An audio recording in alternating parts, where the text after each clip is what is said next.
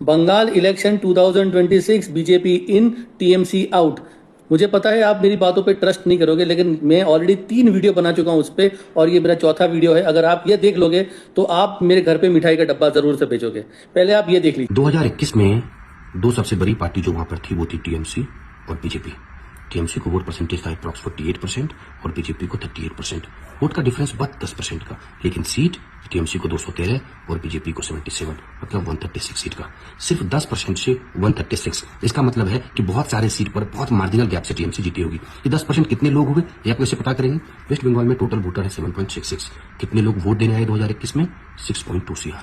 इसका 10% कितना हुआ? 62 लाख। मतलब कि 62 लाख लोग ज्यादा हैं जिन्होंने टीएमसी को वोट दिया।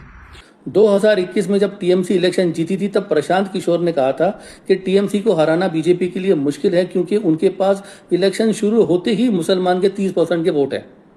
अब आप ये चीज देख लीजिए कि कोई भी इलेक्शन जीतने के लिए एक तो आपके पास कंसोलिडेटेड वोट होने चाहिए और आपका जो अपोजिशन है उसके जो वोट हैं उसके अंदर आपने फूट डालनी है। तो मुसलमान के वोट जो थे वो कंसोलिडेटेड थे टीएमसी के पास, और हिंदुओं के जो वोट थे वो टोटली डिवाइडेड थे। अब जैसे उन लोगों ने यूपी में किया, ये सेम चीज यहाँ पे बंगाल में रिपीट हो रही है। पहली चीज आपने जैसे देखा 60 लाख वोट्स का डिफरेंस था, 60 लाख जो थे वो वोट का डिफरेंस था और इतनी सीटों के अंदर था। अभी आपको मैं एक डेटा देता हूं, आप लोग हिल जाओगे।